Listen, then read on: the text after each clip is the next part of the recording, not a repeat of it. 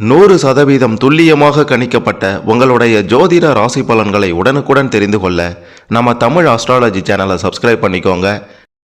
சனி வக்கர பெயர்ச்சி மேஷம் ராசிக்காரர்களாகிய உங்களுக்கு இந்த 2024 சனி வக்கர பெயர்ச்சியால் என்னவெல்லாம் நடக்கப் போகின்றது, இந்த சனி வக்கர பெயர்ச்சி எப்போது ஆரம்பிக்கிறது, எப்போது முடிகிறது, எத்தனை நாட்கள் உங்களுடைய ராசியில் இந்த சனி பகவான் வக்ர நிலையில் அமர்ந்து என்ன செய்ய போகிறார், நல்லதை செய்ய போகிறாரா, கெட்டதை செய்ய போகிறாரா, சனி பகவானால் கண்டங்கள் இருக்கின்றதா, மிக மிக முக்கியமாக இந்த காலகட்டத்தில் சனி பகவான் உங்களுடைய வாழ்க்கையில் மிக பெரும் முன்னேற்றத்தை கொடுக்க போகின்றாரா, யோகமும் அதிர்ஷ்டமும் அடிக்கப் போகின்றதா, முன்பு இருந்த நிலையெல்லாம் மாறி அனைத்து பிரச்சனைகள் எல்லாம் சனி பகவானால் தீரப்போகின்றதா, அல்லது பல பிரச்சனைகளை சனி பகவான் கொண்டு வரப்போகிறாரா அப்படின்ற மாதிரி இந்த சனி வக்கர பயிற்சியில் மேஷம் ராசிக்காரர்களாகிய உங்களுக்கு என்னவெல்லாம் நடக்கப் போகின்றது அப்படின்ட்டு யாரும் சொல்லாத பல ஆச்சரியமான அதிர்ச்சியான உண்மைகள் எல்லாத்தையும் தெளிவாக பார்க்க போகிறோம். அதனால் கடைசி வர பாருங்கள், உங்களுக்கு எல்லாமே சிறப்பாக புரியும். அதுக்கு முன்னாடி மேஷம் ராசியில் பிறந்த நீங்கள் எந்த வருடத்தில் பிறந்தீங்க அப்படின்றத கமெண்டில் சொல்லுங்கள். மிக பெரும் ஒரு ஆச்சரியம் உங்களுக்கு காத்து கொண்டிருக்கின்றது. மறக்காமல் இந்த வீடியோவை லைக் பண்ணுங்கள். அப்போ தான் உங்களுக்கு அது என்ன அப்படின்றது தெரிய வரும். சனி பெயர்ச்சி அப்படின்னாலே எல்லோருக்குமே ஒரு கலக்கம் இருக்க தான் செய்யும். ஜாதக ரீதியாக 7.5 சனி, அஷ்டம சனி, கண்டக சனி, தனிநபர் சனி அப்படின்ற காலங்கள் எல்லாம் ரொம்ப சோதனையை ஏற்படுத்தக்கூடிய காலமாக இருக்கும். அவங்க செய்த செயலுக்கு ஏற்றவாறு நிச்சயம் இந்த காலகட்டத்தில் பலன்களும் கிடைக்கும் என்பதைத்தான் சொல்ல வேண்டும். சனி பகவான் அப்படின்னாலே நீதிமான் என்று சொல்லுவாங்க. சனி பெயர்ச்சி பொதுவாக 2.5 முதல் 3 ஆண்டுகளுக்கு ஒரு முறை தான் நடக்கும். அவ்வப்போது ஒரு சில வாரம் முதல் ஒரு சில மாதம் வரைக்கும் சனி பகவான் பின்னோக்கி பெயர்ச்சி ஆவார்.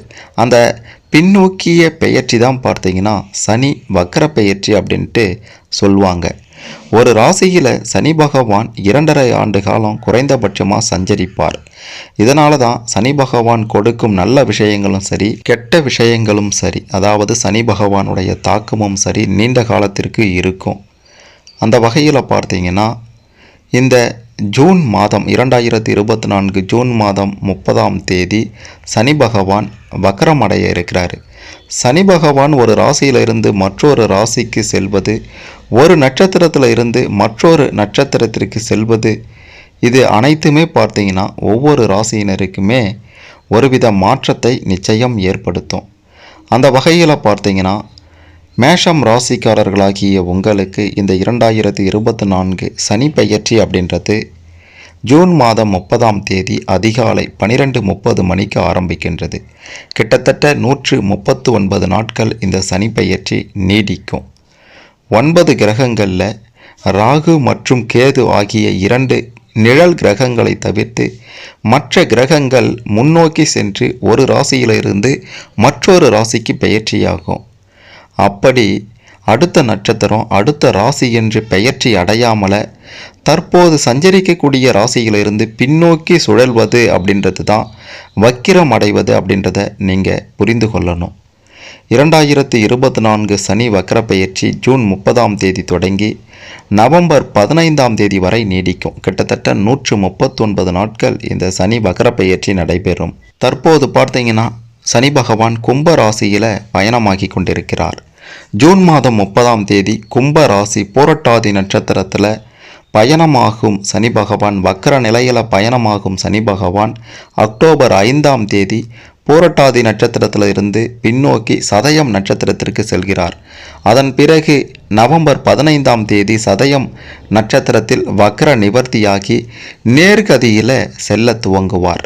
மேஷம் ராசியில் பிறந்த உங்களுக்கு இந்த சனி வக்கர பெயர்ச்சியில் என்னவெல்லாம் நடக்க போகுதுன்னு பார்த்தீங்கன்னா, கடினமாக உழைத்தா வெற்றி உங்களை முத்தமிடும் காலமாக இந்த 139 நாட்களும் இருக்கும்.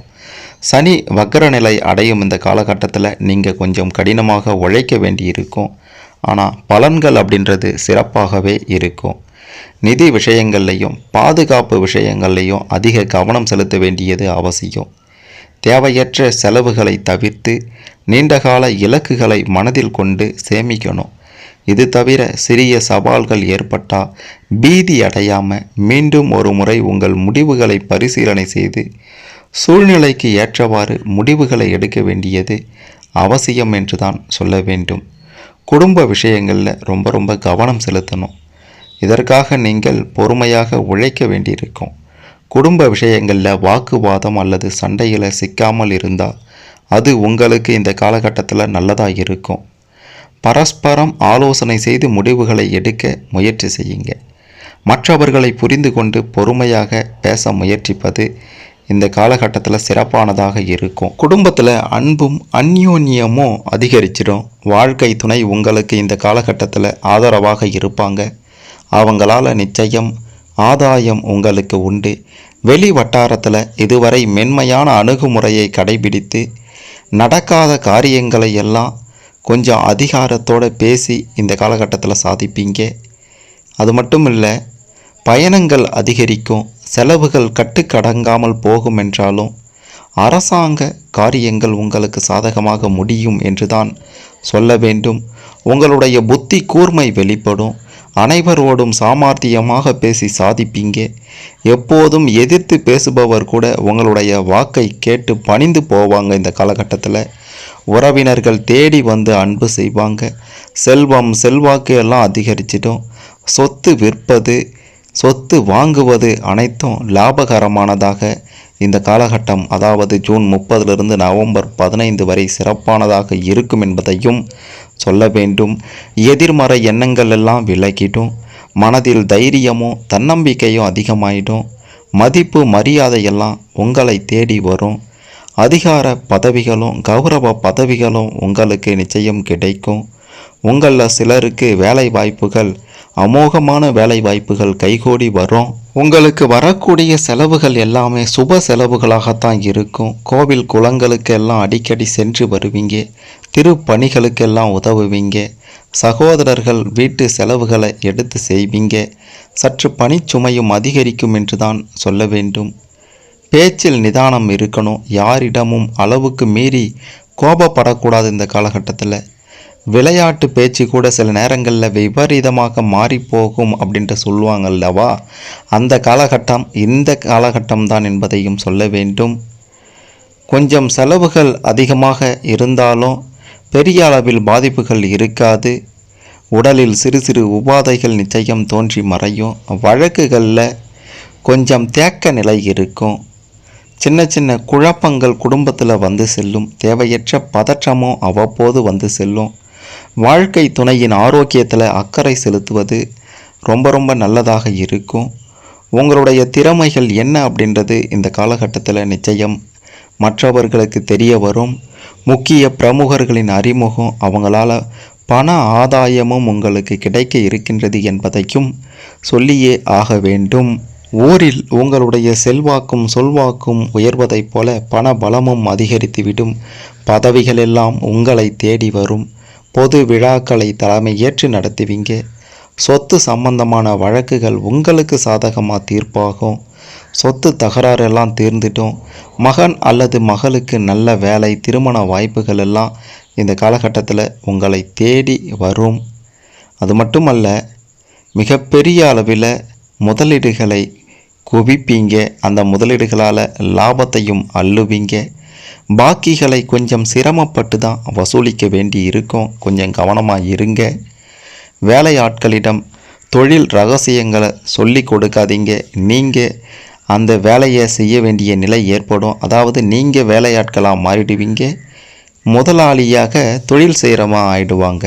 அதனால் வேலையாட்களிடம் உங்களுடைய தொழில் ரகசியங்களை சொல்லி கொடுக்காமல் இருப்பது தான் இந்த காலகட்டத்தில் சிறப்பானதாக இருக்கும். பழைய வாடிக்கையாளர்கள் உங்களை தேடி வருவாங்க.